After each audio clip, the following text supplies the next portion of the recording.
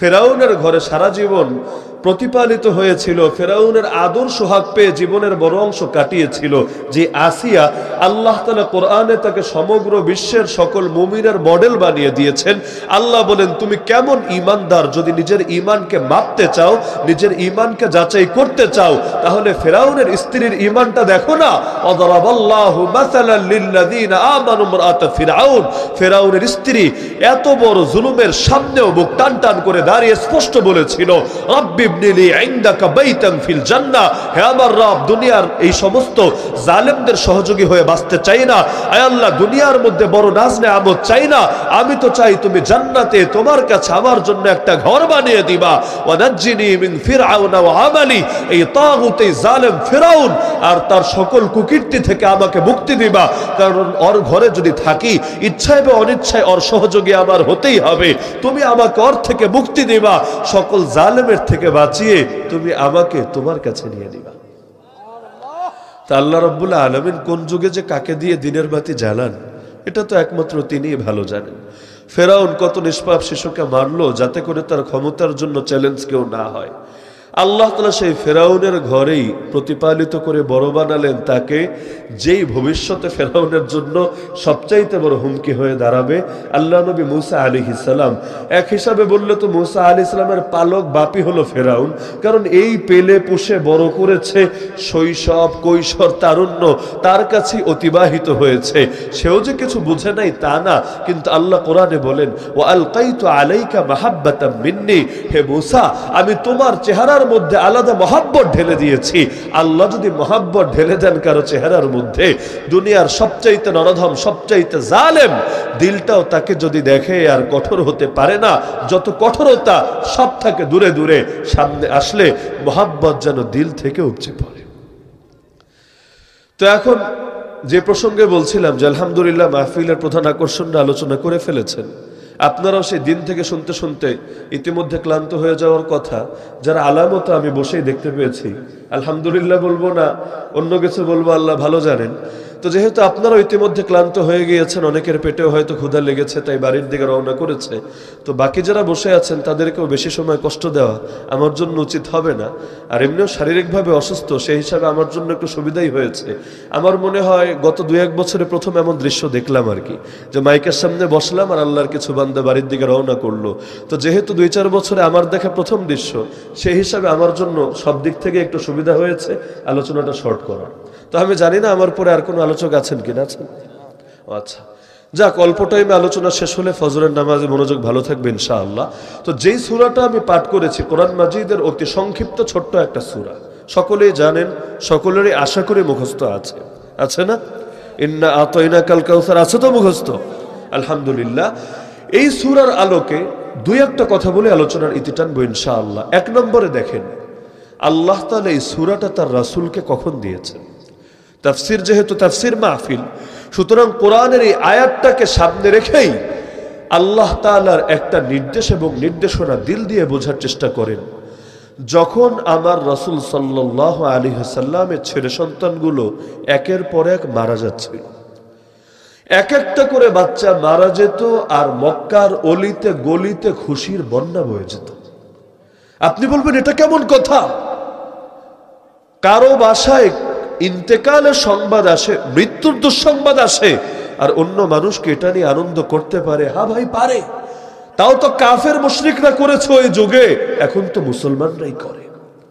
যখন খবর আসে অমুক আলেম কারাবন্দী হয়েছে, এমন লোক এই দেশে আছে যারা মিষ্টির দোকান থেকে মিষ্টি কিনে বিতরণ করে। ভাবটা এমন যেন ওর পথের একটা কাঁটা দূর হয়েছে, ওর আপদ বিদায় হয়েছে। কারণ সেই আলেম যদি বাইরে থাকতো, ওর ভণ্ডামির মুখোশ হয়তো খুলে যেত, দুনিয়ার মধ্যে হয়তো ধান্দাবাজি খুব বেশি করতে পারতো না, ব্যবসায় লাল বাতি জ্বলে যেত। এই কারণে সেই আলেম যদি ফেসে যায়, সেই আলেম যদি কারাগারে চলে যায়, দরকার ছিল আফসোস করবে, দরকার ছিল পারলে তার জন্য স্বেচ্ছায় কারাবরণ করবে, তার খেদমত কবুল করার জন্য।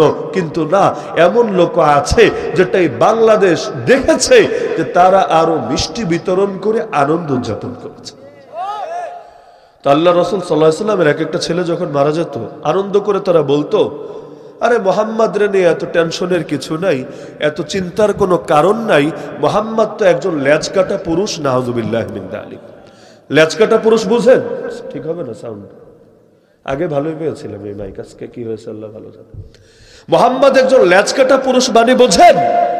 মানে হলো আল্লাহ রসুল সাল্লাল্লাহু আলাইহি ওয়াসাল্লাম একবার যদি দুনিয়া থেকে ইন্তেকাল করেন, তাদের ভাষ্য হলো রাসূলের নাম স্মরণ করার কেউ থাকবে না।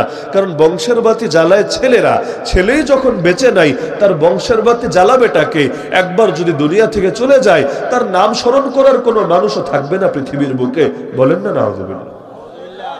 তাদের হুবহু আরবি ভাষ্য ছিল এটা, দাউ মুহাম্মাদান ওয়া আসহাবাহু ফাইন্নাহু রাজুলুন আবতার ফাইদা হালাকা ইনকাতা যিকরুহু। আরে মুহাম্মদ আর তার সাহাবীদেরকে নিয়ে টেনশন ছেড়ে দাও। মুহাম্মদ একজন লেজ কাটা তথা নির্বংশ পুরুষ, একবার যদি সে মরে এই পৃথিবী থেকে তার নাম নিশানাই যাবে চিরতরে হারিয়ে। নাউযুবিল্লাহ। আল্লাহ তাআলা যখন এভাবে দেখলেন যে দুনিয়ার বান্দার রাসূলকে নিয়ে ট্রোল করছে, ব্যঙ্গ করছে, বিদ্রুপ করছে, তখন আল্লাহ তার রাসূলকে সান্ত্বনা দিলেন। আর আল্লাহর চাইতে বড় সান্ত্বনাদারী কে হতে পারে? আল্লাহ সান্ত্বনা দিলেন, রাসূল পেরেশানির কোনো কারণ নাই। ইন্না আতাইনাকাল কাউসার। এখানে কাউসার মানে শুধু হাউজে কাউসার না, সেটা হলো কাউসারের ব্যাপক অর্থের একটা পার্ট মাত্র। কাউসার মানে হলো আল খাইর আল কাসীর। হে রাসূল, নিশ্চয়ই আমি আপনাকে দিয়েছি প্রচুর পরিমাণ কল্যাণ। আরে আল্লাহ যদি কোনোটাকে সামান্য বলেন সেটাও হয় মহাবড়।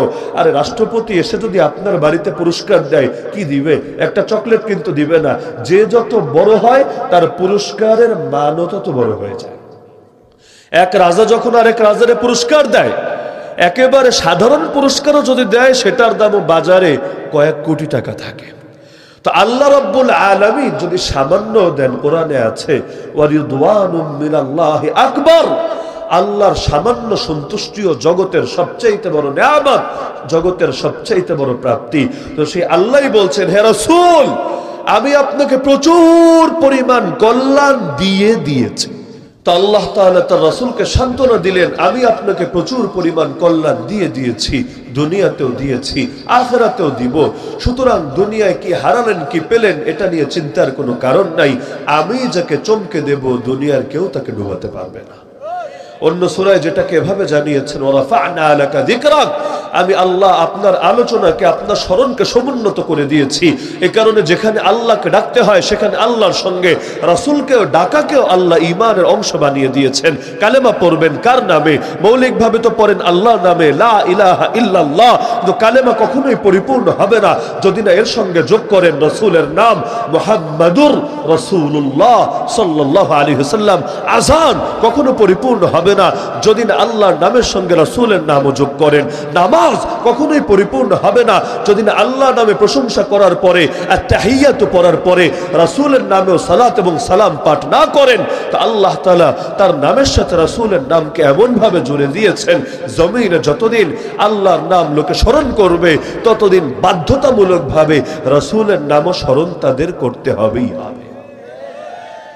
তো এখন দুনিয়ার লোকে ভেবেছিল ছেলে সন্তান মরে গেলে কে তার নাম স্মরণ করবে, কিন্তু যাদের ছেলে সন্তান আছে তাদেরকে যেই পরিমাণ লোকে স্মরণ করেছে, এর চাইতে কোটি কোটি কোটি গুণ বেশি স্মরণ আমার রাসূলের হয়েছে, হচ্ছে, হবে, কিয়ামত পর্যন্ত হতেই থাকবে। যারা মিটাতে আসবে তারাই মিটে যাবে। আবু লাহাবের সন্তান ছিল, আবু জাহালদের সন্তান ছিল, তাদের সন্তানরা তাদের নাম আর কতটুকু উচ্চকিত রাখতে পেরেছে।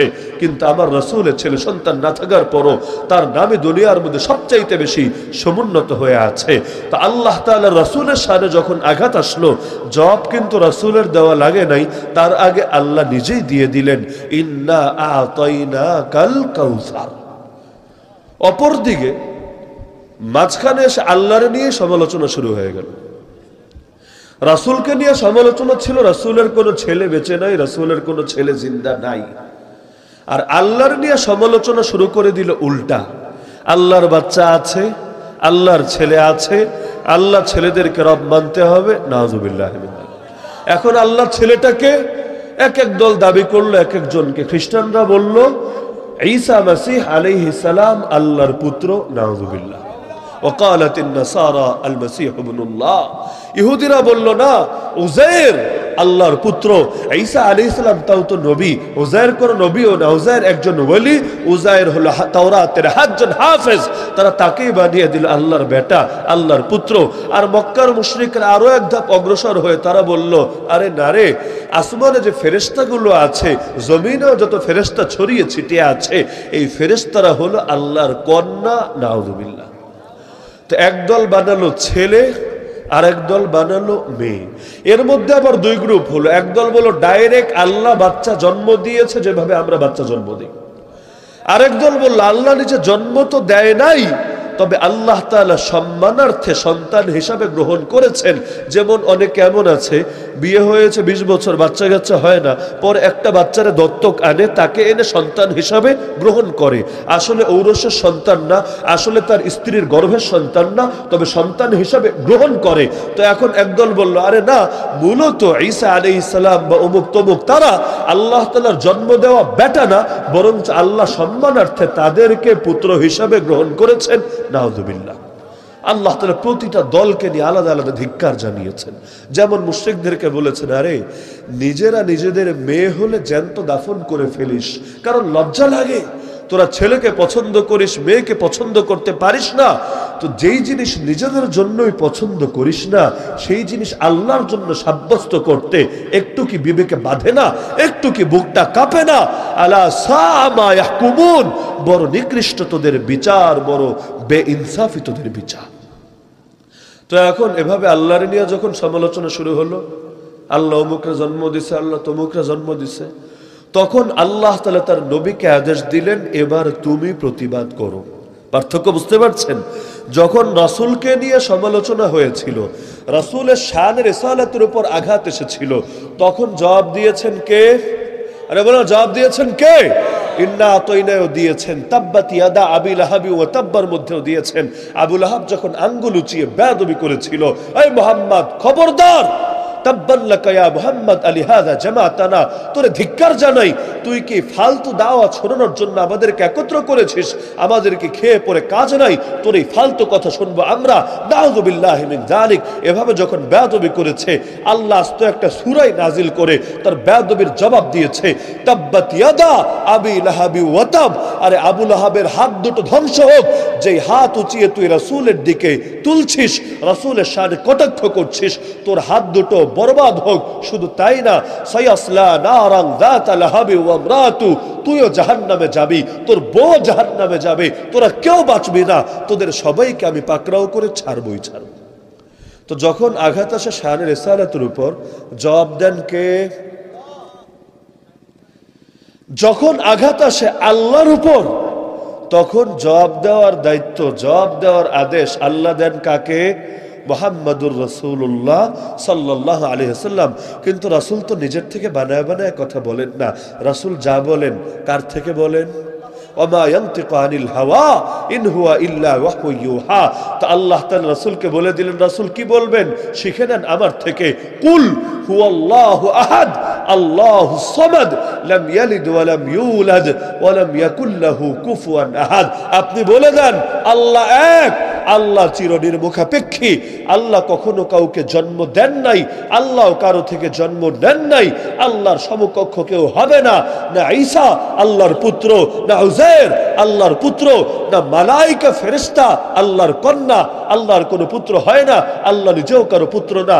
আল্লাহই শুরু, আল্লাহই শেষ, আল্লাহই আদি, আল্লাহই অন্ত, আল্লাহর কোনো শুরু খোঁজা যায় না, আল্লাহর সমাপ্তি বলেও কোনো কথা থাকে না। কি বুঝলেন? শুধু এ দুটোই না, এ দুটো আপনাদের পরিচিত সূরা। এর বাইরেও আপনি সূরা বাকারা পড়লে দেখবেন মক্কার মুশরিকরা জিবরিলকে দেখতে পারত না। জিবরিল আলাইহিস সালামকে মহব্বত করেন না আপনারা? কি করেন না? করেন। কেন করেন? কারণ একদিকে তিনি আল্লাহর জলিলুল কদর ফেরেশতা, আরেকদিকে আল্লাহ তাআলা তার দ্বারাই কোরআন পাঠিয়েছেন রাসূলের কাছে, তার দ্বারাই ওহী পাঠিয়েছেন যুগে যুগে নবীদের কাছে। এই কোরআন আমাদেরকে আসমানে সিতারা বানিয়েছে। এই কোরআন আমরা পেয়েছি যার অন্যতম অবদানে, তার নামই তো জিবরিল আমিন। তো কোরআনকে ভালোবাসলে জিবরিলকে তো ভালোবাসতে হবেই। কোরআনকে ভালোবাসা, জিবরিলকে ভালোবাসা, দুটো তো একটা আর একটার সঙ্গে জড়িয়ে আছে। তো এখন তারা দেখতে পারতো না কেন? কারণ তারা বলতো, আরে এই ফেরেশতাই যুগে যুগে বিভিন্ন জাতির ব্যাপারে আযাবের ফয়সালা নিয়ে এসেছে। তো এই ফেরেশতা আমগো দুশ্মন, আমরা ঠিকঠাক মতো না চললে এই ফেরেশতা এসে নবীদেরকে বলে হিজরত করে চলে যেতে, এরপর গোটা জাতিটারে আযাবে বরবাদ করে ছাড়ে। কাউরে এক ডানা দিয়ে এমন জোরে এক আছাড় মারে, পুরো জনপদটাই চিরতরে ধ্বংস নিশ্চিহ্ন হয়ে যায়। তো এখন তারা জিবরিলকে দেখতে পারতো না। আল্লাহ নিজে সূরা বাকারায় জবাব দিয়েছেন, আরে যারা জিবরিলের দুশমন, আল্লাহ নিজে তাদের দুশমন। শুধু সাধারণ দুশমনই না, ফা ইন্নাল্লাহা আদুউল লিল কাফিরিন, আল্লাহ এদেরকে কাফের উল্লেখ করে বলেন, এই সমস্ত কাফেরদের দুশমন আল্লাহ স্বয়ং। তো কি বুঝলেন? যখন আল্লাহকে নিয়ে আপত্তি ওঠে, আল্লাহ বলেন রাসূল তুমি জবাব দিয়ে দাও। যখন রাসূলকে নিয়ে আপত্তি ওঠে, যখন ফেরেশতাকে নিয়ে আপত্তি ওঠে, আল্লাহ নিজে কোরআনের আয়াত নাজিল করে জবাব দিয়ে দেন। উহুদের যুদ্ধে মুসলমানরা প্রাথমিকভাবে জয়ী হওয়ার পরও নিজেদের একটা ভুলের কারণে হেরেছিল। সে হারার পরে কুরাইশের লিডার আবু সুফিয়ান জয়ধ্বনি দিচ্ছিল, কিন্তু আপনারা ভালোই বোঝেন কার নামে জয়ধ্বনি দিবে? আল্লাহর নামে তো আর দিবে না এই মুশরিকরা। সে বলতে শুরু করলো, ও লহুবাল, ও লহুবাল, জয় হবল, জয় হবল। বলেন না নাউযুবিল্লাহ। হবল তাদের এক দেবতার নাম। সর্বশক্তিমান কি দুনিয়ার কোনো দেবতা না রব্বুল আলামিন আল্লাহ তাআলা? এখন তারা জয়ধ্বনি আল্লাহর নামে না দিয়ে দিচ্ছে হবল দেবতার নামে। এর আগে অনেক ডাকাডাকি করেছে, কিরে মোহাম্মদ তুই কই রে? খুঁজে পাচ্ছে না কেন কোথাও? তুই কি মরে গেছিস? রাসূল শুনছিলেন পাহাড়ের আড়াল থেকে, জবাব দিচ্ছিলেন না। কেন? কারণ এখন পরিস্থিতি নিজেদের নিয়ন্ত্রণে না। যদি জবাব দেন আবার অ্যাটাক করে বসবে, আর একবার যদি অ্যাটাক করে এখন সামলানোটা কঠিন হবে। আরো প্রস্তুতি নিয়ে ময়দানে নামতে হবে, এরপর ওদের বিষ দাঁত ভাঙতে হবে। এখন তারা চাচ্ছিল কোনোভাবে খেপায়া খেপায়া রাসূলকে ফাইন্ড আউট করে বের করা যায় কিনা। কারণ আগে একবার গুজব ছড়িয়েছে রাসূল শহীদ হয়েছে, তারা নিশ্চিত হয়েছে এই তথ্য সহি না, এটা ফেক নিউজ। রাসূল শহীদ হন নাই, রাসূল জিন্দা আছে। যতদিন রাসূল জিন্দা আছে ওরা জানে এই মিশন থামবার নয়, এই মিশন দমবার নয়, তাদেরকে কড়ায় গন্ডায় জবাব দিবেনই দিবেন। সুতরাং রাসূলকে মেরে ফেললেই তো তাদের সফলতা। এখন চাচ্ছিল রাগাতে, কারণ বাংলায় বলে না, রেগে গেলেন তো হেরে গেলেন। তো এখন আল্লাহ রাসূলকে এভাবে বলেছে, রাসূল কোনো জবাব দেন নাই, চুপ করে শুনলেন। পরে আবু বকররে ধরেছে, কিরে আবু বকর তুইও কি শেষ? তুইও মরে গেলি এভাবে অকালে? আরে থাকলে একটু ডাকটাক দে না, তোর কণ্ঠটা একটু শুনি। আবু বকর রাদিয়াল্লাহু আনহু জবাব দিচ্ছেন না। রাসূল তারে বললেন, চুপ থাকো, কোনো কথা বলার দরকার নাই। এরপর টিটকারি মারলো ওমরকে, কিন্তু ওমর কি আর বসে থাকার লোক? ওমর চিৎকার মেরে বলল, আরে জালেম, আল্লাহ তোকে তোর উপযুক্ত প্রাপ্য বুঝিয়ে দেওয়ার জন্য এখনো বাঁচিয়ে রেখেছেন আমাকে। এখন এই কথা শুনে মূলত সে জয়ধ্বনি দেওয়া শুরু করেছিল, ও লহুবাল, ও লহুবাল, জয় হবল, জয় বাবা হবল। মানে ওমরে টিটকারি মারছে, কারণ তার কাছে এটা বড় হাসির বিষয় মনে হয়েছে। আরে যুদ্ধে হেরেছে, মরে যায় যে অবস্থা, আর এখন আমাদেরকে দেখে নেওয়ার কথা বলছে। বিষয়টা তো হাস্যকরই বটে। আল্লাহর ওলিরা, দ্বীনের হকপন্থী আলেমরা যখন বাতিলকে ভাবে তাদের সামনে আঙ্গুল উঁচিয়ে বলে, আরে তোদের দিন ফুরিয়ে আসছে, তোদের অন্তিম পরিণতি ঘনিয়ে আসছে, তখন তারাও ট্রোল করে, তারাও হাসাহাসি করে, বলে আরে কাঠ মোল্লারা কি বলে, এই মোল্লাদের আছেটা কি, কিসের ভিত্তিতে তারা এত বড় বড় হুঁশিয়ারি দিয়ে থাকে। পাগলরা জানে না যাদের সাথে আল্লাহ আছে তাদের আর কিছুই লাগে না দুনিয়া। তো যখন ওলহবাল বললো, এর আগে তো রাসূল সবাই থামিয়ে রেখেছেন। তো যখন দেখলেন আল্লাহর অপমান করা হচ্ছে, আল্লাহর পরিবর্তে বাতিল দেবতার নামে জয়গান গাওয়া হচ্ছে, রাসূল বললেন, আর চুপ থেকো না, আজিবু, তোমরা জবাব দিয়ে দাও এই কাফেরের বাচ্চাকে। ওমর দাঁড়িয়ে বললেন, ইয়া রাসূলুল্লাহ, আমাকে শিখায়া দেন, আমি জবাব দিয়ে দিব। কি বলবো আপনি খালি বলে দেন। রাসূল বললেন, কুলু আল্লাহু আ'লা ওয়া আজাল। আরে কিসের হবল আর টবল, আমার আল্লাহই সুবহান, আমার আল্লাহই চিরসমুন্নত। এখন এটা শুনে আবু সুফিয়ান হো হো করে হেসে উঠে বলছে, লানাল উজ্জা ওয়ালা উজ্জা লাকুম, আমাদের আছে উজ্জা দেবতা, তোদের কোনো উজ্জা দেবতা নাই।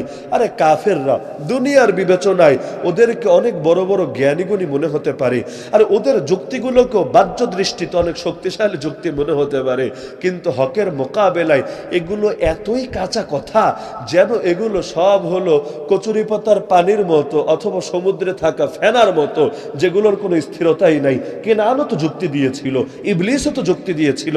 কেনানের যুক্তি একেবারে ফেলে দেওয়ার মতো ছিল না। সে বলেছিল নৌকায় উঠলে কি হবে, নৌকা সবার আগে ডুবে মরবে, পাহাড়ে উঠতে হবে, সবচাইতে উঁচা পাহাড়ে উঠলে পানি যদি ডুবায়ও সবার পরে ডুবাবে। কথায় যে লজিক নাই বিষয়টা এমন না, বরঞ্চ লজিক আছে, যুক্তি আছে, কিন্তু কোরআন হাদিসের বাইরে গিয়ে যুক্তি চলে না। যুক্তিতে মুক্তি না, ভক্তিতেই মুক্তি। যেই যুক্তি মিলে কোরআন হাদিসের সাথে ওই যুক্তির দাম আছে, যেই যুক্তি মেলে না কোরআন হাদিসের সাথে মুসলমান ওই যুক্তিকে ডাস্টবিনে ছুঁড়ে ফেলে। এখন ওই ফেমিনিস্ট আর নারীবাদীরা কত যুক্তি দিয়ে ইসলামের কত বিধানকে বুড়া আঙ্গুল দেখাচ্ছে, এমনকি নারীদেরকে পর্দার বাইরে নিয়ে আসছে, নারীদেরকে সেই বেগম রোকেয়া প্রো ম্যাক্স হয়ে অবরোধ বাসিনী থেকে নেকাব আর হিজাবের ভেতর থেকে বের করার ধান্দা নিয়ে নেমেছে। আবার কেউ কেউ মানুষের মধ্যে হালাল নাম দিয়ে সব হারাম ঢুকানোর পায়তারা চালাচ্ছে। এমন কোন জিনিস আছে যেটাকে এখন মার্কেটে নর্মাল করার চেষ্টা চালানো হচ্ছে না? কোন কোন দেশে হালাল পতিতালয় আছে নাউজুবিল্লাহ, হালাল মদও আছে নাউজুবিল্লাহ, হালাল শুয়োরের গোশত আছে নাউজুবিল্লাহ, আর হালাল গান তো নাই। এটা তো মানে কি পরিমাণ আছে এটা বলেও শেষ করা যাবে না, সারা দুনিয়া ছড়িয়ে গেছে। নাম হলো গজল, কামে হলো গান। কেমনটা হচ্ছে নাকি হচ্ছে না? হচ্ছে নাকি হচ্ছে না? পাপ একবার শুরু হলে প্রথমে হালকা হালকা হয়, পরে বেশি করে হয়। প্রথমে চোর ভয়ে ভয়ে চুরি করে, তারপর বুক ফুলে চুরি করতে থাকে। প্রথমে লুকায় লুকায় একটু আধটু প্রেম করে, একটু আধটু কথা বলে, একবার চেহারাটা দেখতে পারলে জীবনটারে কামিয়াব মনে করে। এটা বাড়তে বাড়তে একসময় বিছানা পর্যন্ত গড়ায়, তখন খাটকা পালেও তৃপ্তি মেটে না, এর চাইতেও খারাপ কিছু করতে মনে চায়। তো পাপ একবার শুরু হলে এটা আর সামান্য তো সীমাবদ্ধ থাকে না, বাড়তে বাড়তে বাড়তে চূড়ান্তটা করে ছাড়ে। তো আগে লোকে সফট মিউজিক মিশাতো কিবোর্ড চেপে চেপে, এখন ওই যুগ খতম হয়েছে। এখন ডাইরেক্ট ঢোল তবলা হারমোনিয়াম গিটার নিয়ে প্রকাশ্যে গান গেতে শুরু করেছে, আবার ফতোয়াও দিচ্ছে এগুলোর পক্ষে। ইন্নামাল আমালু বিন্নিয়াত, নিয়ত ভালো তো কাম ভালো। এখন ভালো নিয়ত দিলেই যদি দুনিয়ার সব আকামো কাম হয়ে যায়, সব খারাপ আর মন্দ জিনিসও ভালো হয়ে যায়। দুদিন পরে লোকে ওই কলগার্ল আর 12 ভাতারে নিশিকন্যাদের সঙ্গেও রাত্রি যাপন করে তারপর বলবে নিয়ত তো আমার ভালো, আর এই ঘরে যে বাচ্চা হবে ওরে মাদ্রাসায় দিব, এই ঘরে যে বাচ্চা হবে ওরে হাফেজে কোরআন, ওরে মুজাহিদে ইসলাম বানাবো।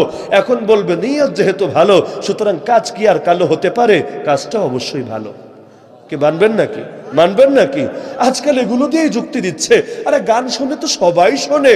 এখন যদি আমরা এই গিটার তবলা বাজায় একটু ভালো ভালো কথা শোনাতে পারি, শুনছিল আগেও শুনছিল এখনো শুনবে, কিন্তু মাঝখান দিয়া পচা কথা অশ্লীল কথার পরিবর্তে ভালো কথাগুলোই শুনলো, এতে দোষের কি আছে? এই হুজুররা বোঝে না, এই মোল্লারা বোঝে না, যুগটা উন্নত হয়েছে, আমাদেরকেও যুগের সঙ্গে তাল মিশাতে হবে। আর যদি কেউ তাদের সঙ্গে এ সমস্ত বস্তা পচা কাফের মুশরিকদের আদর্শের সঙ্গে সামঞ্জস্যপূর্ণ মতবাদের সঙ্গে একমত না হয়, তাহলে যত বড় হুজুর হোক তাদের সামনে গুস্তাখি করতেও দ্বিধা করে না। দেখেন না এখন বাংলাদেশে নাকি 100% আলেমের মধ্যে 80% আলেমই বলদ, আর 20% আলেম নাকি মোটামুটি চলে। 80% যদি বলদ হয় আর 20% মোটামুটি চলে।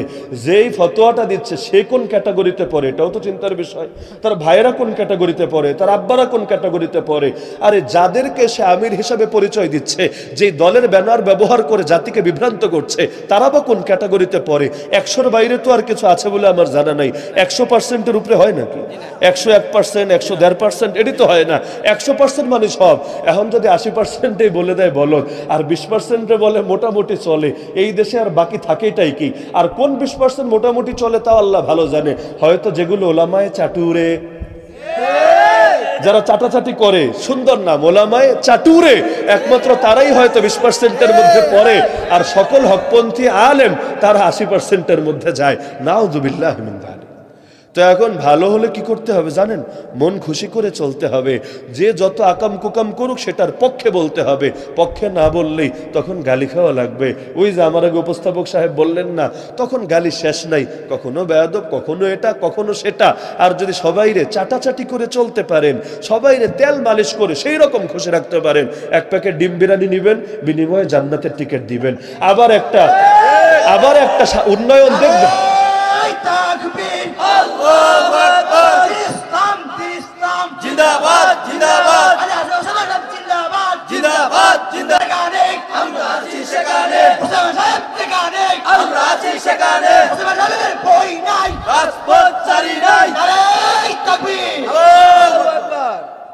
এমন হালত হয়েছে লোকে আরে দুনিয়াতে ভালো কিছু পেলে শুকরিয়া আদায় করবে, নিষেধাজ্ঞার কিছু নাই। রাসূলই বলেছেন মাল্লাম ইয়াশকুরিন নাস লাম ইয়াশকুরিল্লাহ, যে মানুষের কৃতজ্ঞতা আদায় করে নাই সে আল্লাহরও কৃতজ্ঞতা আদায় করতে সক্ষম হয় নাই। এখন বেচারা একজন দাবি করে বসেছে, যেহেতু আমরা দক্ষিণবঙ্গের মানুষ আগে অবহেলিত ছিলাম, বর্তমান সরকার আমাদেরকে ব্রিজ দিয়েছে, আমাদেরকে রোড দিয়েছে, আমাদের এই উন্নয়ন করে দিয়েছে, সুতরাং বাকি জীবন নেত্রীর কদমে সেজদায় লুটিয়ে পড়ে থাকলেও নাকি কম হবে। তাও আবার দাড়ি নিয়ে, টুপি নিয়ে, জুব্বা নিয়ে এগুলো বলছে। এখন যদি আমরা বলি না না হুজুর সুন্দর বলেছে, আরে হুজুরের কথায় কি ভুল থাকতে পারে? তাহলে বলবে ছেলেটা তো মাশাআল্লাহ, ছেলেটা বড় আদবওয়ালা, ছেলেটা বড় সুন্দর, ছেলেটা বড় ভালো। দাওয়াতও বেড়ে যাবে, পকেটের মধ্যে বান্ডিলের পরিমাণও বেড়ে যাবে, খালি সুবিধা আর সুবিধা, সর্বকুলে গ্রহণযোগ্যতা পাওয়া যাবে। গোলালু দেখেন না, সব তরকারির সঙ্গেই চলে, যেটার লাগেই মিশায় দেন সুন্দর মতো ম্যাচ খেয়ে যাবে। তো যে যত বড় গোলালু হতে পারবে, তার মার্কেট, তার ডিমান্ড তত বাড়বে। হেলিকপ্টার না রকেটে এসে সিরিয়াল মারবে, আর তখন এটা বলতেও পারবে আরে হেলিকপ্টারে চড়তে ভাল লাগে না, এগুলো অস্বাস্থ্যসম্মত, আমরা তো রকেটে চড়ে গিয়ে মাহফিল করি। তো এখন এমন এক করুণ হালত তৈরি হয়েছে। আর যদি আপনি অন্যায়ের বিরুদ্ধে মুখ খুলেন তখনই আপনি খারাপ হয়ে যাবেন। আমার রাসূল কখন জাতির চোখে খারাপ হয়েছে বলেন? 40টা বছর পর্যন্ত খারাপ হন নাই। কেন? 40 বছরে তিনি ইবাদত বন্দেগী করেন নাই? হেরা গুহায় গিয়ে মাসের পর মাস আল্লাহ তাআলার জন্য ইবাদতে পড়ে থাকেন নাই? এই 40 বছরের মধ্যে হেলফুল ফুজুল আর্তমানবতার সেবা করার জন্য সামাজিক সংগঠন গঠন করেন নাই? এর সঙ্গে যুক্ত থাকেন নাই? তো যত উত্তম চরিত্র সবকিছু রাসূলের নবী হওয়ার পরে এসেছে এমন না, বাচ্চাকাল থেকে তার মধ্যে ছিল। আরে সেই যুগেও লোকে তাকে এমন মানত, হাজরে আসওয়াদ কাদের হাতে স্থাপিত হবে এই ব্যাপারে তিনি ফয়সালা দেওয়ার পরে কেউ কোনো আপত্তি করে নাই, কেউ কোনো দ্বিধা করে নাই। এমন আল আমিন, এমন আস-সাদিক, এমন বিশ্বস্ত, এমন সত্যবাদী ব্যক্তিটাও তাদের চোখে কখন পাপী হলো, কখন অপরাধী হলো? যখন সাদাকে সাদা বলল, কালোকে কালো বলল, ন্যায়কে ন্যায় বলল, অন্যায়কে অন্যায় বলল। আপনি অন্যায়ের ন্যায় বলেন সব ভালো, অথবা বোবা শয়তান হয়ে থাকেন তাহলে আরো ভালো।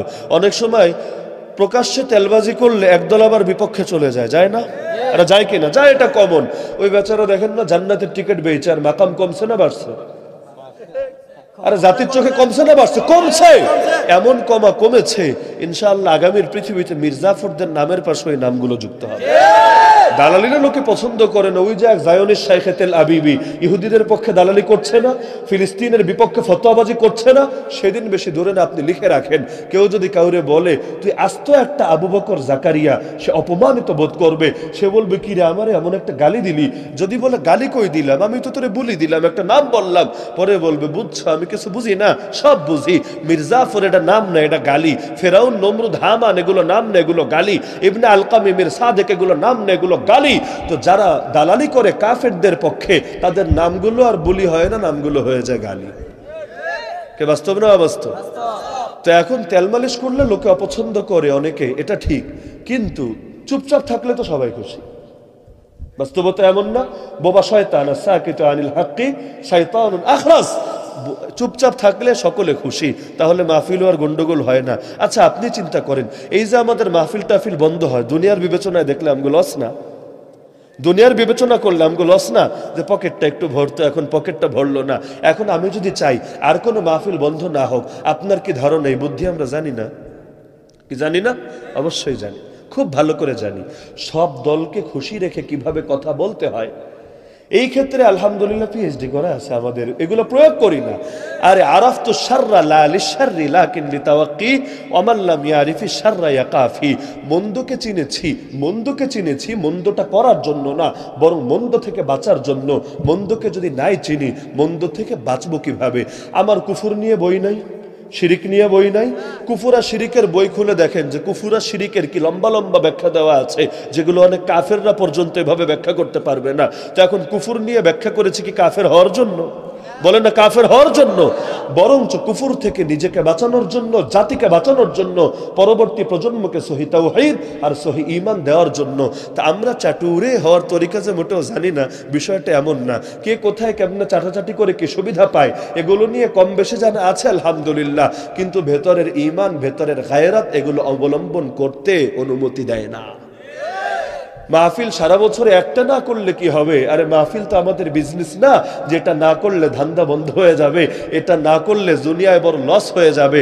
বরঞ্চ বাস্তবতা হলো এখনো পর্যন্ত আমার দিলের আকর্ষণ কথা বলার দিকে না, লেখালেখির দিকে। কথা বলতে আমার কাছে বড় কষ্ট হয়, কষ্ট করেই বলি। কিন্তু আমি কিন্তু বয়ানের ময়দানে এসেছি বহুত পরে, লেখালেখির ময়দানে বেশ আগ থেকে। যখন আমার বই প্রায় 50-এর কোঠায়, আমার রচিত অনুদিত প্লাস সম্পাদিত মিলিয়ে প্রায় 50-এর কোঠায়, তখন আমার জীবনে প্রথম মাহফিলে আমি মাত্র বয়ান করি। তাহলে বয়ানের ময়দানে কিন্তু পরে, লেখালেখির ময়দানে কিন্তু আগে। কেউ বলতে পারেন হুজুর এখন বয়ানের ময়দান ছেড়ে দিলে বড় বড় বান্ডিলের কি হবে? আরে যারা আমাদেরকে দাওয়াত দিয়ে একটু খোঁজ নিয়ে দেখেনি না, কোনো স্পেসিফিক এক জায়গার কথা বলছি না, সারা দেশেই খোঁজ নিয়ে দেখেন না, যারা কন্ট্যাক্ট করে না, চুক্তি করে না, লোকে কি আদৌ তাদেরকে বান্ডিল দেয় নাকি অন্য কিছু দেয়? মাঝে মধ্যে দেয় 10 টাকার বান্ডিল, একজনরে দেখলাম দিয়েছে 2 টাকার বান্ডিল। আর ইয়া মোড়া পকেটে জায়গা হয় না, পরে খুইলা গুনতে দেয়, সব মিলে 2000 টাকাও না। এগুলো করে। এক মাহফিলে দেখেছি আমি বাচ্চা থাকতে, যখন পড়াশোনা করি, বাংলাদেশের শ্রেষ্ঠ একজন আলেমে দ্বীন এবং প্রসিদ্ধ একজন পীর, তাকে আনা হয়েছে, আর একজন কন্টাকি বক্তাকে আনা হয়েছে। আরো প্রায় ধরেন 1.5 যুগ আগের কথা। সেই হুজুরকে দেওয়া হয়েছে মাত্র 5000 টাকা। ঢাকা থেকে গিয়ে ফরিদপুরে বয়ান করেছেন, মাত্র 5000 টাকা। আর কন্টাকি বক্তাকে তৎকালীন সময়ে দেওয়া হয়েছে 60,000 টাকা। ভাবতে পারেন, একই আয়োজক। গালি তো লোকে খালি চুক্তিবাদী হুজুরদের দেয়। আরে ভাই, এক পক্ষরে গালি দিলে হয় না, আকাম কুকাম দুজনে মিলে করেছে, আর একজনের কাঁধে সব দাস আপনি দায় চাপাবেন, আর আরেকজনের ধোয়া তুলসী পাতা হিসেবে প্রচার করবেন। এটা কখনো ইনসাফ না। এই হুজুরগুলোরা খারাপ বানিয়েছে কারা বলেন? আয়োজকরা। অস্বীকার করতে পারবেন? কারা? আয়োজকরা। আরে আয়োজকরা যদি ভালো হয়, গোটা এলাকাটা ভালো হয়ে যায়। এই যে আপনাদের মাহফিলে একটা জিনিস আমার অবাক লেগেছে, যে 3 জন বক্তা যাদের নাম বড় করে দিয়েছেন, একজনও সুরেলা না, একজনও কন্টাকি না, একজনও মানুষরে হাসাইয়া কাজাইয়া শোয়া ফেলতে পারবে না, বাসে উঠায় একেবারে তাবু ভেঙে দিতে পারবে না, কিচ্ছু পারবে না। কিন্তু পারবে শুধু সঠিক কথাগুলো বলতে। কিন্তু দেখা গেছে পুরো মাহফিলটাই সফল হয়ে গেছে তাদেরকে নিয়ে। এখন তারা চাইলে কন্টাকি বক্তা দাওয়াত দিতে পারতো না? আরে পারতো কিনা? সুরেলা বক্তা পারতো না? হয়তো উপস্থিতি আরো বেশি হতো, কিন্তু দিন শেষে লাভ কতটুকু হতো? আরে যে নিজেই হালত এমন, একদিকে বলবে মাহফিল হলো জান্নাতের বাগান, আর আরেকদিকে বান্ডিল না পেলে জান্নাতের বাগানই আসে না। তাহলে জান্নাত কি শুধু মূর্খ সূর্খ লোকের দরকার, যারা বয়ান করে তাদের জন্য দরকার না? যদি দরকার হয় জান্নাতের বাগানে তো আসতে হবেই হবে, টাকা পেলেও আসতে হবে, টাকা না পেলেও আসতে হবে। এটাই তো ছিল বাস্তবতা। কিন্তু হওয়া উচিত ছিল কি, আর হয়েছেটা কি? তা আমরাই নষ্ট করেছি বক্তাদের, না হলে এদের ডিমান্ড এত বাড়িয়েছে কে? আমি আপনাকে কনফিডেন্স নিয়ে বলছি, মাত্র 1 বছর টাইম নেন, 1 বছর টাইম, আর কোন চুক্তিবাদী বক্তার মার্কেটে থাকবে না। 1 বছরে সবার মার্কেটে ধস নেমে যাবে। বলবেন কিভাবে? আমি টেকনিক বলে দিয়ে যাই, যদিও স্বজাতির বিরুদ্ধে কথাবার্তা, এগুলো বললেই তো আমরা ভালো না, তারপরে টেকনিকটা বলে দিয়ে যাই। টেকনিক হলো, যত মাদ্রাসা আছে, কওমি মাদ্রাসা বাংলাদেশে, মাদ্রাসাগুলো আমাদের এখনো আস্থার প্রতীক। মাদ্রাসাগুলোতে আমরা এখনো দিলের মধ্যে যে সুখ পাই, বিশ্বাস করেন অন্য কোথাও পাই না। আমি মাদ্রাসার দাওয়াত আসলে পারতপক্ষে কখনো ফিরাই না, যদিও মাদ্রাসাগুলোতে কিন্তু লেনদেন কম থাকে। তারপরও কেন, মাদ্রাসাগুলো আমাদের দ্বীনের দুর্গ, নূহ আলাইহিস সালামের নৌকার মতো। এই মাদ্রাসাগুলো যতদিন ঠিক থাকবে, ততদিন গোটা জাতি ঠিক থাকবে ইনশাআল্লাহ। বাংলাদেশে কওমি মাদ্রাসা কি 1-2 হাজার, 10-20 হাজার, প্রায় লাখের কোঠায় হবে না? নিঃসন্দেহে হবে।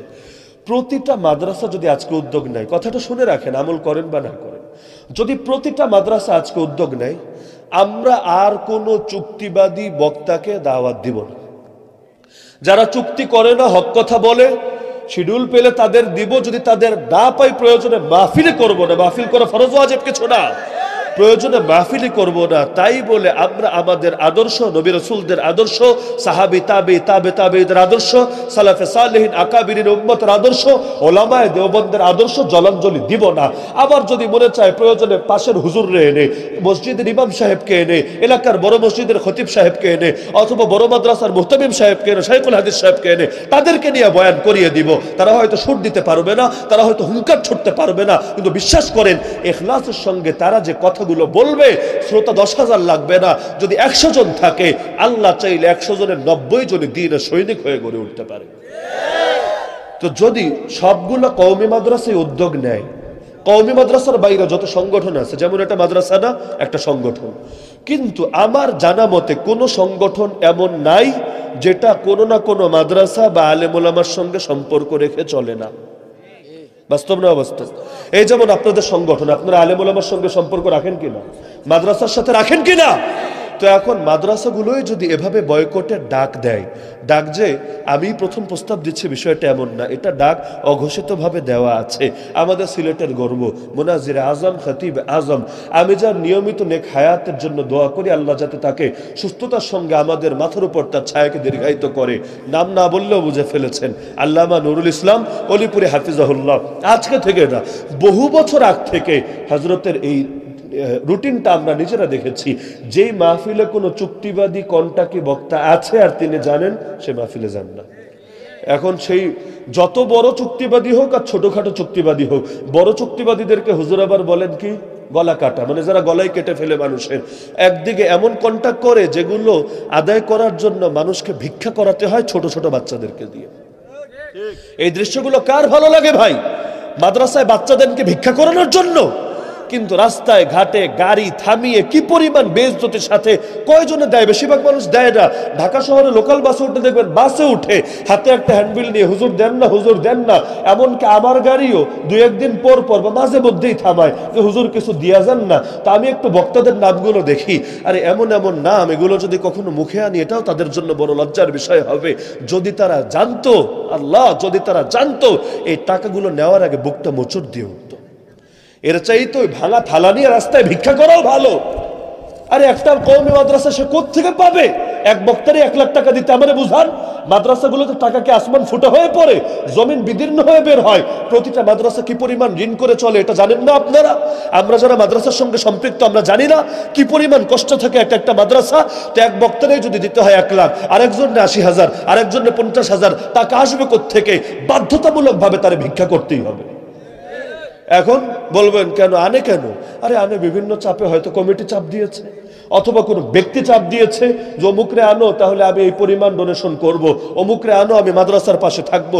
বিভিন্নভাবে ইমোশনাল ভাবে ব্ল্যাকমেইল করে তাদেরকে বাধ্য করা হচ্ছে। না হলে দিলের খুশিতে ভাই কয়জনে আনে? তো হুজুরকে দেখেছি এই চুক্তিবাদীদের সাথে মাহফিল রাখেন না। মাধবদী একবার মাহফিলে গিয়েছেন, কাছাকাছি পৌঁছেছেন, যখন জেনেছেন অমুক আছে এবং বয়ান শুরু করেছে, গাড়ি ঘুরিয়ে তারপর মাদ্রাসায় চলে এসেছেন। এখনো পর্যন্ত এই যে হুজুরের মাহফিল হয় জানেননি আপনারা? শায়েস্তাগঞ্জ পুরান বাজার তাফসির মাহফিল কয়দিন ব্যাপী? 7 দিন। 7 দিন বুঝেন? ডেইলি আবার 5টা করে অধিবেশন, ডেইলি 5 জন করে বক্তা, 5 জনের 1 জন ধরলাম হুজুর, তো বাকি তো আরো 4 জন, 4 সাতা। তো এতজন বক্তাকে দাওয়াত দিতে হয়, জানো তো না ব্যাপার না। আজও পর্যন্ত হুজুরের মূলনীতি একটা কন্টাকি বক্তারও দাওয়াত দেওয়া হবে না। এতে বক্তা না পেলে নাই, হুজুর নিজে বয়ান করবেন 2 ঘন্টা 2.5 ঘন্টা, এই বছরও বয়ান করেছেন, কিন্তু কোনো কন্ট্রাক্টি বক্তাকে দাওয়াত দেওয়া যাবে না। তো এটা যে আমারই প্রথম প্রস্তাব বিষয়টা এমন না, আমাদের মুরব্বীরা অনেকেই করে যাচ্ছেন, আলহামদুলিল্লাহ। এই জিনিসটা যদি সকলে প্রয়োগ করে, প্রতিটা কওমি মাদ্রাসার মুহতামিম যদি অলিপুরে হুজুরের আদর্শকে গ্রহণ করে, আমি গ্যারান্টি দিচ্ছি, লিখে রাখেন, 1টা বছর যথেষ্ট, 2য় বছর দেখবেন সব কন্টাকিও সাধু সন্ন্যাসীতে পরিণত হয়েছে। কেন ভাই? কপালে যা রিজিক আছে তা তো আসবেই। আপনাদেরকে ধারণা আসবে না? আমার কপালে যা লেখা সেটা আপনি খেতে পারবেন, সেটা আপনি কেড়ে নিতে পারবেন। এখন আমি যদি হালাল তরিকায় থাকি, ইজ্জত নিয়ে বাঁচি, তবুও কপালে যা লেখা তা আসবেই। আর যদি আমি বেইজ্জতি আর জিল্লতির জীবন গ্রহণ করি, তারপরও যা আসার তাই আসবে, একটা পয়সাও বেশি আসবে না, আসা সম্ভব না। রিজিকের কেউ খণ্ডন করতে পারে না। এই যে বললাম যে আজকে পোস্টারিং কোথায়, আমার লিফলেট কোথায়, যে মৌলভীবাজারে মাহফিল, আমার জন্য হয়তো খাবার দাবার রান্না হয়েছে, কিন্তু আমার কপালে রিজিক লেখা নাসিরনগরের মাটিতে। তো এখন মৌলভীবাজারে আমি যাব কিভাবে বলেন? আমি রাত পর্যন্ত জানি না যে আমি সেখানে না গিয়ে আজকে রাত কাটাবো, আমি নাসিরনগরে জানি না, কিন্তু তকদির এবং রিজিক তো আমাকে এখানে টেনে এনেছে। কষ্ট পাচ্ছেন নাকি? এই কথাগুলো এত ব্যাপকভাবে সব জায়গায় বলি না, কিন্তু কিছু জায়গায় এমন থাকা লাগে যেখানে কষ্টের কথাগুলো শেয়ার করা যায় মন খুলে। আলহামদুলিল্লাহ আপনারা এই পর্যায়ে আছেন, যেখানে এসে মন খুলে দুঃখ কষ্টের কথাগুলো শেয়ার করা যায়। এতটুকু আশা থাকে কেউ ভুল বুঝবে না, গ্রহণ কম করুক বেশি করুক, কিন্তু বদহজম হবে না। খাবার কম খেলে সমস্যা না, কিন্তু বদহজম হলে বড় সমস্যা। ওষুধ খায়াও পরে ঠিকঠাক মতো সারতে চায় না। তো এই সমস্ত কারণে নবীওয়ালা আদর্শ যদি জিন্দা করতে চান, একটা বছর খালি সবাই শক্ত থাকেন, মাহফিল কিছু কম হলে হোক, সমস্যা নেই ইনশাআল্লাহ। আর কেউ এগুলো করতে পারবে না। শুধু এটাই না, এই যে মাহফিল বন্ধ করে না প্রশাসন, করে কি না? যেই দেশে পূজা বন্ধ হয় না, গান বাজনা বন্ধ হয় না, নষ্টামি ভ্রষ্টামি যাত্রাপালা বন্ধ হয় না, সেই দেশে ওয়াজ মাহফিল নিয়মিতই বন্ধ করা হয় কিনা? একটা বছর যদি এই দেশের ওলামায়ে কেরাম উদ্যোগ নিত, আর বাংলাদেশে আলেম তালিবুল ইলম আর আলেম তালিবুল ইলমকে ভালোবাসে এমন তৌহিদ জনতার সংখ্যা 1 লাখ 2 লাখ না, 10 লাখ 20 লাখ না, 1 কোটি 2 কোটি না, বরং এই দেশের অধিকাংশ মানুষই এর মধ্যে অন্তর্ভুক্ত। আজকে উদ্যোগ নেন। আমরা কোনো, এই কথা জুনায়েদুল হাবিব সাহেব একাধিকবার বলেছেন, আমি মুরব্বীদের হাওয়ালা দিয়ে দিচ্ছি, যে নইলে গালিটা ডাইরেক্ট আমারে মারবেন, মুরব্বীদের নাম শুনলে অন্তত একটু চিন্তা করে কথা বলবেন। হুজুর একাধিক মজলিসে বলেছেন, আমরাই প্রশাসনকে সুযোগ দিয়েছি, না হলে পূজায় অনুমতি লাগে না, কোনো কিছুতে অনুমতি লাগে না, মাহফিলের জন্য, আল্লাহর কথা বলার জন্য, আল্লাহর দ্বীনের দাওয়াত দেওয়ার জন্য আমরা গায়রুল্লাহর কাছে অনুমতি চাইতে চাই কোন যুক্তিতে? আমরা কারো কাছে অনুমতি চাইতে যাব না। আর কেউ যদি গায়ে পড়ে বাধাতে আসে, এই জাতি তাদেরকেও সালাম দিয়ে কথা বলবে না। এটাই তো নিয়ম। আরে বাংলাদেশে মাহফিলের সঙ্গে জড়িত কত মানুষ আপনি বলেন? শুধু আয়োজক না, শ্রোতা হিসাবে জড়িত কত মানুষ? অন্তত 5 কোটি হবে কিনা? বলে না 5 কোটি হবে কিনা? 5 কোটির হাতে অন্তত 3 কোটি ভোট আছে কিনা? আজকে কার বুকের পাঠা আছে? যে যত বড় দল হোক, আওয়ামী লীগ হোক, বিএনপি হোক, জাতীয় পার্টি হোক, যে দলই হোক না কেন, কার বুকের পাঠা আছে এতগুলো ভোটরে একসঙ্গে বুড়া আঙ্গুল দেখাবে? সহজ ব্যাপার না রে ভাই। কিন্তু আমরা যদি বিড়ালে পরিণত হই, তাহলে কুত্তাও এসে আমাদের সামনে মাস্তানি দেখাবে। আর আমরা যদি সিংহে পরিণত হই, গোটা বনটা আমাদের হুঙ্কারে থরথর করে কাঁপবে।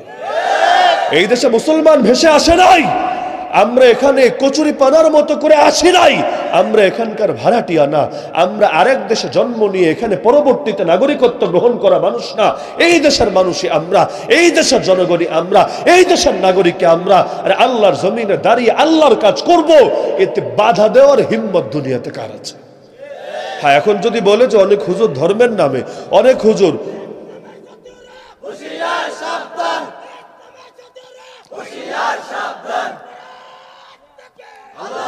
হ্যাঁ এখন যদি বলে যে অনেক হুজুর ধর্মের নামে অধর্ম প্রচার করে, মাথায় রাখেন আমি কিন্তু সবগুলো উজ্জ্বল প্রশ্নের জবাব দিয়ে দিচ্ছি। যদি বলে অনেক হুজুর ধর্মের নামে অধর্ম প্রচার করে, কোরআন হাদিসের অপব্যাখ্যা করে, আমি বলবো মাথা ব্যথার সমাধান মাথা কেটে দেওয়া না। তো হুজুর যদি ভুল বলে, অথচ বাংলাদেশে এত এত আলেম ওলামা এটাকে ভুল বলছে না, কিন্তু তোমাদের মতো দাড়ি চাচা ফাসেক লোকদের কাছেই এটাকে ভুল মনে হচ্ছে। ঠিক আছে, তুমি তোমার যুক্তি নিয়ে বসো, টেবিল টক করো, গোটা জাতি দেখুক, প্রয়োজনে ডিবেট করো, প্রয়োজনে টকশো করো, আর বিচারক লাগবে না, গোটা জাতি যা বোঝার বাকিটা বুঝে নেবে। তো যেখানে যেখানে মাহফিল যারা যারা বন্ধ করে, আসুক, সামনে আসুক। যদি সামনে আসতে তারা ভয় অনুভব করে, প্রয়োজন অনলাইনে বসুক, বাংলাদেশের যে কোনো আলেম বসতে রাজি আছে। এই যে আমাদের মাহফিল বন্ধ করে নাই, আরে করে নাই, যারা যারা করেছে আসুক। আমি সবসময় বলি, আমার কথায় লুকোচুরি করার কোনো কারণ নাই, হক কথা মিনমিনা ম্যাও করে বলার কোনো কারণ নাই। প্রকাশ্যে বসুক আমাদের সামনে, যে কোনো সময় আল্লাহর বান্দা বসতে রাজি আছেন, ওপেন চ্যালেঞ্জ দিয়ে যাচ্ছে যে আমাদের কোন কথা কোরআন বিরোধী, কোন কথা হাদিস বিরোধী। যদি এটাই প্রমাণিত হয় আমাদের কথা কোরআন বিরোধী, হয়তো আমরা তওবা করে শুধরে যাব, না হলে চিরতরে মাহফিল করা ছেড়ে দিব, বাধা লাগবে না। মাহফিলকে দাওয়াত দিতে আসলেও দাওয়াত নিব না।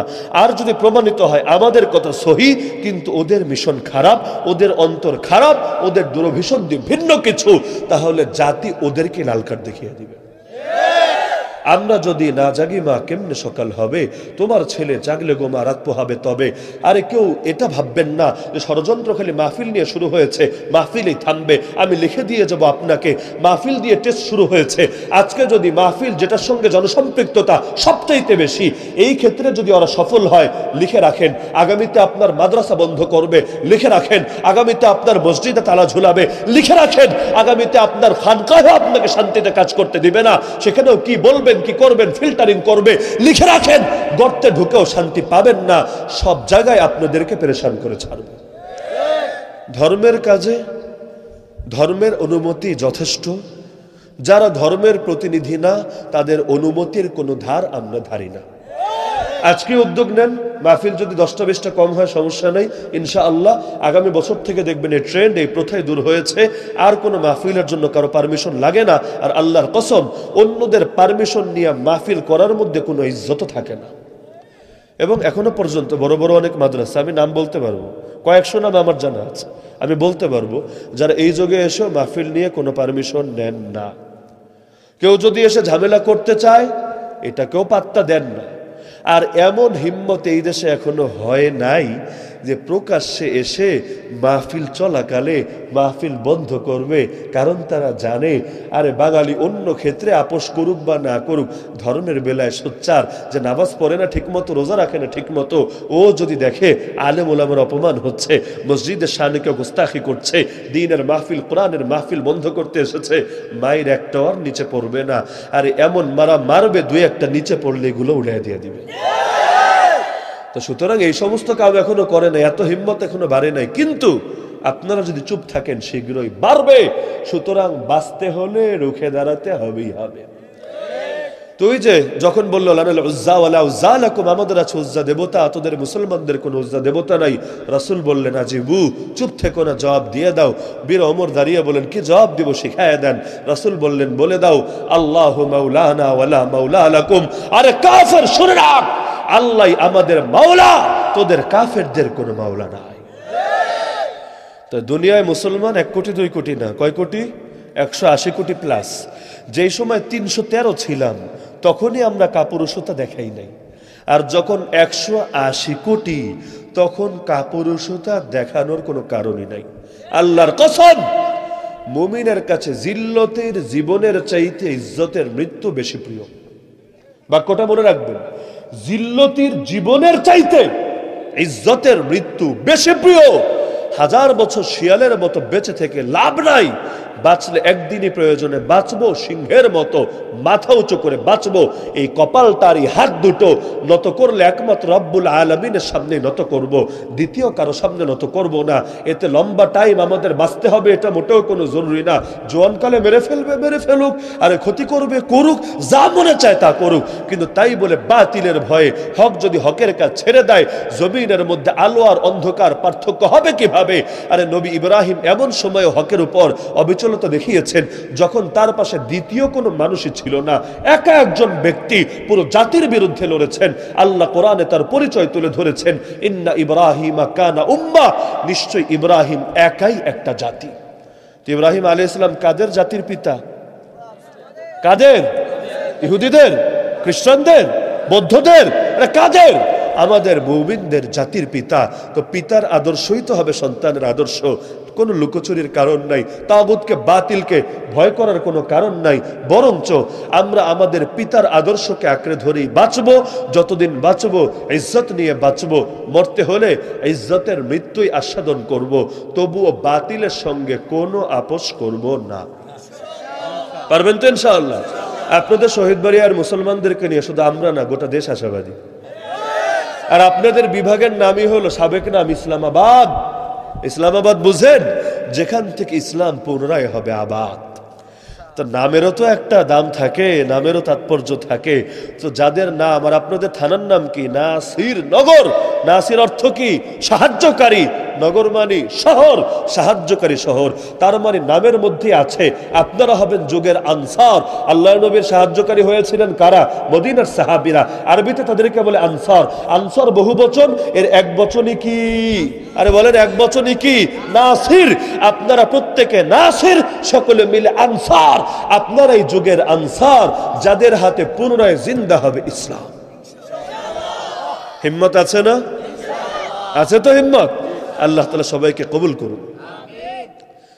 একজন প্রশ্ন করেছে, হযরত অনেক চুক্তিওয়ালা বক্তা বলে থাকেন চুক্তি করার টাকা দিয়ে মাদ্রাসা চালান, এটা কতটুকু সঠিক? উত্তর দিলে উপকৃত হব।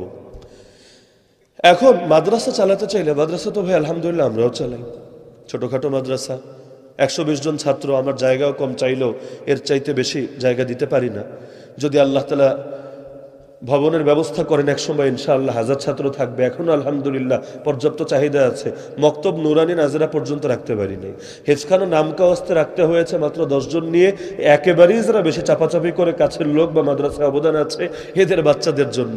আর কিতাবখানা দাওরায়ে হাদিস পর্যন্ত, এতেই হলো আমাদের মূল ছাত্র। আর উস্তাদরা যারা আছেন এর খেদমতে নিয়োজিত আছেন, তা আমরাও তো চালাই আলহামদুলিল্লাহ। ও আম্মা বিনিয়ামাতি রাব্বিকা ফাহাদ্দিস, শুকরান লিন-নিয়ামা বলি। এই মুহূর্তে যখন আমি আপনাদের সামনে বয়ান করছি, আমার মাদ্রাসায় গত কয়েক মাসে আমার ভর্তুকি দেওয়া আছে 12 লাখ টাকা। আমাকে চুক্তি করতে দেখেছেন জীবনে? অথবা ডাইরেক্ট না খেয়ে ঘুরে পেঁচা ইঙ্গিত টিঙ্গিত দিয়া কখনো এরকম নিতে দেখেছেন? কখনো না। এবং আলহামদুলিল্লাহ যদি কোনোদিন দেখেন আমার দাওয়াত দিবেন, স্পষ্ট বলে দিচ্ছি। যদি কোনোদিন দেখেন আমি আদর্শচ্যুত হয়ে গেছি, আমার অন্তরে টাকার লোভ ঢুকেছে, আমি বলে দিচ্ছি আমার মহাব্বতের দাবিতে, ইমানের দাবিতে খবরদার আমাকে দাওয়াত দিবেন। হকের দাম বেশি, ব্যক্তির দাম কম। হকের জন্য ব্যক্তিকে ছাড়া যায়, ব্যক্তির জন্য হককে ছাড়া যায় না। আর আমার হিসাব অনুসারে আগামী রমজান পর্যন্ত মাদ্রাসার পেছনে আমারই ভর্তুকি যাবে 30 লক্ষ টাকা, মানে 12 আছে আর 18 লাগবে, কারণ জমির বায়না করা আছে। রমজানের আগে অবশিষ্ট টাকা এখানে দিতে হবে। আর প্রতি মাসে প্রায় 2 থেকে 2.5 লক্ষ টাকা আমাকে অতিরিক্ত খরচ করতে হয়। ছাত্রদের থেকে টুকটাক যা আসে তা দিয়ে উস্তাদদের বেতনই হয় না, বোর্ডিং একদিন হওয়া দূরের কথা। আমাদের উস্তাদদের বেতন লাগে প্রতি মাসে 1,56,000 টাকা। আর আমাদের ছাত্র প্লাস সদস্য সব অনুদান মিলে আসে মাত্র 1,20,000 টাকা। তার মানে বুঝতে পারছেন বেতনের মধ্যেই বড় সংকট, আর বোর্ডিং তো পুরোটাই বাদ। আর জীবনে আমি আমার মাদ্রাসার জন্য মাহফিলে চেয়েছি, অথবা আমার মাদ্রাসায় মাহফিল করে কালেকশন করেছি, এমন প্রমাণ আমার জানা নেই। কেউ জানা থাকলে জানায়। আমি এটা চাই না, চাইতে পারিও না, আমার এটা তবিয়তের মধ্যেও নাই। এমনকি কেউ যদি অন্য মাহফিলে গিয়ে আমারে বলে হুজুর আমাদের মাদ্রাসার জন্য কালেকশন করেন, আমার বড় লজ্জা লাগে। তারপরে বললে মাদ্রাসার খাতিরে তখন করি, কিন্তু আমার নিজের মাদ্রাসার জন্য আমি কখনো করি না এবং করবো না ইনশাআল্লাহ। তো এখন আমাদের মাদ্রাসা কি চলছে না? আমাদের মাদ্রাসার ছাত্ররা কি পড়ালেখা পারে না? আরে যান গিয়ে দেখে আসেন। সবসময় আপনাদের জন্য দুয়ার উন্মুক্ত। যেমন গতকাল ভাই মুফতি রেজাউল করিম আবরার হাফিজাহুল্লাহ গিয়েছেন। আমরা চাই সকল আলেমরা যাক, সকল দিন দরদি জনতারা যাক, দেখে আসুক, তাদের পরামর্শের দ্বারা আমরা ধন্য হব। তো মাদ্রাসা চালাতে হলে ধান্দা করা লাগবে, এই কথা কোথায় আছে? আরে রিজিক যেটা আছে সেটা তো আসবেই ভাই। হ্যাঁ, আমার দুনিয়ায় কিছু না, এটা সত্য। আমি ভাড়া থাকি, এখনো ভাড়া থাকি, ভাড়াটিয়া। ভাড়াটিয়া শব্দ তো সুন্দর না, গালি গালি শোনা যায়, কিন্তু আমি ভাড়াটিয়া। আলহামদুলিল্লাহ, আমার কোনো দুঃখ নাই, আমার কোনো আফসোস নাই। আমাদের এমন বক্তারাও আছে বসুন্ধরার মধ্যে 1,20,00,000 টাকা দিয়ে ফ্ল্যাট কিনে রেখেছে, একটা না কয়েকটা, গুলশানে বাড়ি, ধানমন্ডি বাড়ি।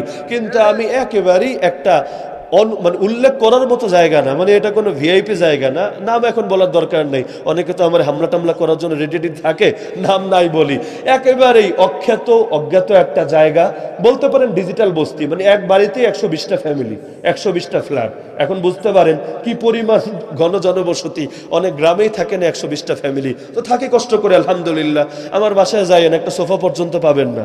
যেখানে আমি ভাড়া থাকি একটা সোফা পর্যন্ত পাবেন না। তো এতে কষ্ট নাই আলহামদুলিল্লাহ। মাদ্রাসা তো চলছে, ভর্তুকি তো যাচ্ছে, মাহফিলে শরীক তো হতে পারছি আলহামদুলিল্লাহ। এই মাদ্রাসা জমির বায়না করতে গিয়ে আমার মোটরসাইকেল একটা ছিল, অনেকে হয়তো দেখেছেন। মোটরসাইকেল আমার ব্যক্তিগত অনেক জরুরতে লাগতো, সেটাও আমাকে বিক্রি করে দিতে হয়েছে। এটা আমি কোথাও বলি নাই বা বলার জিনিসও না। বলে বেড়ালে আখিরাতের সওয়াবও কমে যায় কিনা এই ভয় আছে। কিন্তু যেহেতু একটা প্রশ্ন উঠেছে, এখন এটার জন্য প্রাসঙ্গিকভাবে ক্লিয়ার করছি। তো এখন আমি এক মোটরসাইকেল বেচেছি বলে জীবনটা আমার থেমে আছে, অথবা আমার দুনিয়াতে বড় লস হয়েছে এমন না। আল্লাহ তৌফিক দিলে আবার কিনবো, তৌফিক না দিলে প্রয়োজনে রিক্সায় যাব, সমস্যার কি আছে? কিন্তু তাই বলে মানুষের থেকে, মানুষের পোলাপান্ডে দিয়ে রাস্তাঘাটে ভিক্ষা করায়া নিজের মাদ্রাসা চালাতে হবে, নিঃসন্দেহে এটা বড় জঘন্য মানসিকতা।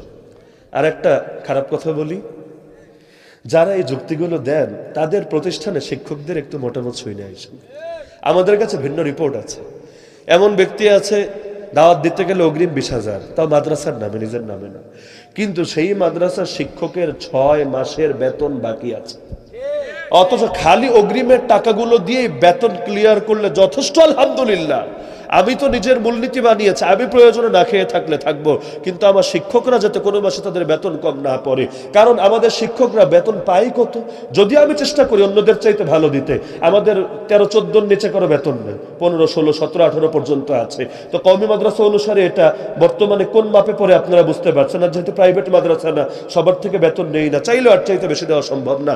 কিন্তু আমার মূলনীতি হলো আগে উস্তাদরা খাবে, তারপর আমি ডাইল ভাত খাই আর গোস্ত খাই, সেটা পরে দেখা যাবে। তো এখন যারা বড় বড় বান্ডিল নিচ্ছে তাদের তো আরো ভালো চলার কথা ছিল, যুক্তি এটাই বলে। কিন্তু 6 মাস উস্তাদের বেতন বাকি থাকে, এমন রিপোর্ট আমাদের কাছে আছে, নাম বলবো না, না হলে আবার দেশে আগুন লেগে যাবে। নিচে আরেকটা প্রশ্ন করেছে, হযরত যারা হক্কানি ওলামায়ে কেরামকে গালি দেয় তাদের ব্যাপারে আমরা জানতে চাই। কি জানতে চাই? প্রশ্ন তো ক্লিয়ার করে দেন। ভণ্ডরা ওলামায়ে কেরামকে গালি দেওয়া ফতোয়ার কিতাবে পাবেন ঈমান ভঙ্গের কারণ, কুফরি কাজ। কেউ যদি আলেমকে আলেম হওয়ার কারণে গালি দেয়, হক বলার কারণে গালি দেয়, ফতোয়ার কিতাবে আছে তার ঈমান আর বাকি থাকে না, সে কাফের হয়ে যায়। আর কোনো আলেমের ব্যক্তিগত পাপ নিয়ে যদি কেউ সমালোচনা করে তাহলে কবিরা গুনাহ হয়, এটাও হালাল না, কবিরা গুনাহ। কিন্তু যদি এমন হয় তার আলেম হওয়ার কারণে, যেমন হিজবুত তাওহীদরা আমাদের গালি দেয় আলেম হওয়ার কারণে, কাদিয়ানীরা আমাদের গালি দেয় আলেম হওয়ার কারণে, আরো অনেক দল আছে সবার নাম নাইবা বলি, গালি দেয় আলেম হওয়ার কারণে, ফতোয়ার কিতাবে আছে এগুলো করলে আর মুসলমান থাকবে না, যাবে কাফের হয়ে। তো ওলামায়ে কেরামকে গালি দিতে সাবধান। হ্যাঁ, তবে এই মাসালাটাও ক্লিয়ার রাখি, আলেমদের জন্য আবার কোন আলেম যদি ভণ্ডামি করে তার ভণ্ডামি জাতির সামনে উন্মোচিত করে দেওয়া ফরজ। এ কারণে দেখবেন আমাদের অতীতের আলেমরা সকল বাতিলের মুখোশ উন্মোচন করে দিয়ে গেছেন। এক্ষেত্রে জ্ঞানীদেরকেও ছাড় দেন নাই। সেই বাদশার দরবারে, সম্রাট আকবরের দরবারে থাকা বড় বড় দুজন আলেম ছিল, ফয়জি আর আবুল ফজল, তাদের বিরুদ্ধে আলেমরা কিতাবাদি লেখেন নাই, বলেন নাই।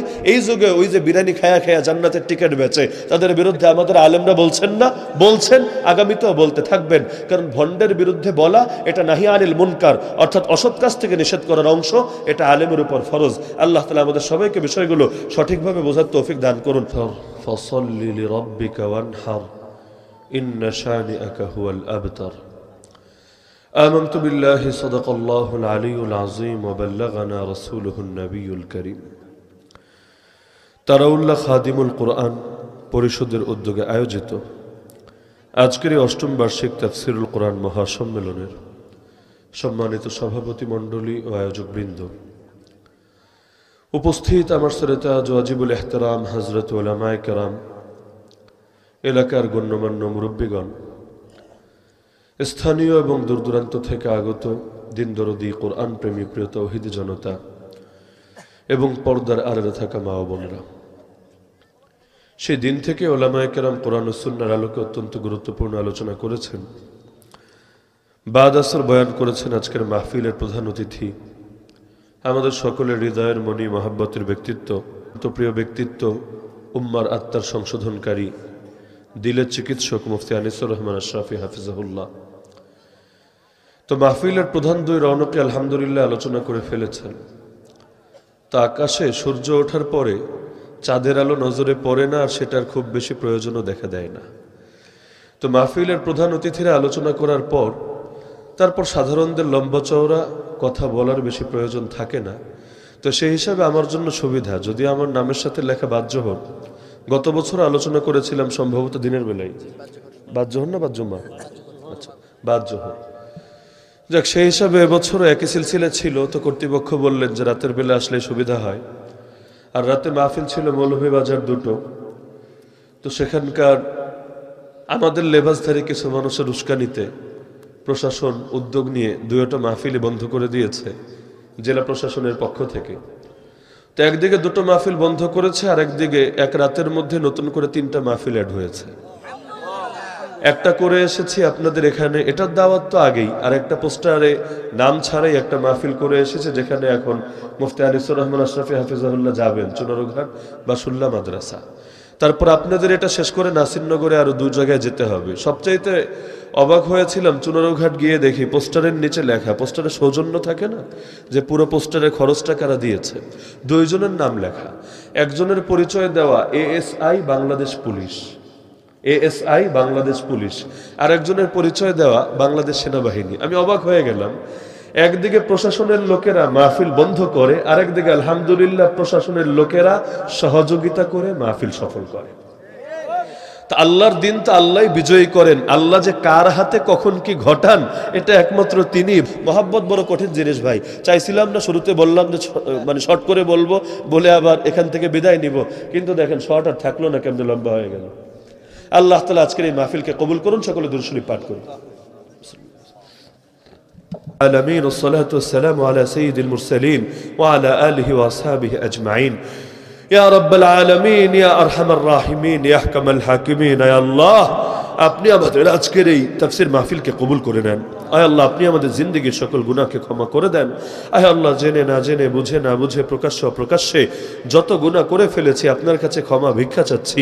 জিন্দেগীর সব গুনাহকে আপনি ক্ষমা করে দেন। আয় আল্লাহ, আমাদের মা বাবা, আপনজন, আত্মীয় স্বজন যারা দুনিয়া থেকে চলে গিয়েছেন, কবরে শায়িত আছেন, প্রত্যেকের কবরে আযাবকে মাফ করে দেন। প্রত্যেকের কবরকে জান্নাতুল ফেরদাউসের বাগান বানায় দেন। আয় আল্লাহ, আমাদের যে মুরব্বীরা এখনো জীবিত আছেন তাদেরকে নেক হায়াত দান করেন। আমাদের মধ্যে যারাই অসুস্থ আছে, আল্লাহ আমি নিজে অসুস্থ, আয় আল্লাহ সবাইকে আপনি শেফায়ে কামেল আজল দান করেন। আয় আল্লাহ, যারা ঋণগ্রস্ত আছে সবাইকে ঋণ পরিশোধের তৌফিক দান করেন। সকলের হালাল রোজগারে বরকত দান করেন। হারাম থেকে বিরত থাকার তৌফিক দান করেন। আয় আল্লাহ, এই খাদিমুল কোরআন যুব পরিষদের প্রতিটা সদস্যকে আপনি কবুল করে নেন। আয় আল্লাহ, তাদের প্রত্যেকের নাম জান্নাতুল ফেরদাউসের লিস্টে অন্তর্ভুক্ত করে দেন। আয় আল্লাহ, প্রবাস থেকে অনেক ভাই ওই মাহফিলের খেদমতে শরীক আছে, তাদের প্রবাস জীবনকে আপনি কল্যাণময় বরকতময় বানায় দেন। আয় আল্লাহ, সংগঠনের অধিকাংশই ছাত্র, আয় আল্লাহ তাদের জেহেন যাকাতে বরকত দিয়ে দেন। তাদেরকে যোগশ্রেষ্ঠ হক্কানি রব্বানি আলেম হিসাবে আপনি কবুল করে নেন। আয় আল্লাহ, আমাদের কারাবন্দী ওলামায়ে কেরামের অতি সত্তর মুক্তির ব্যবস্থা করে দেন। আয় আল্লাহ, ফিলিস্তিনের মাজলুম মুসলমানদের উপর গায়বী মদদ নাজিল করেন।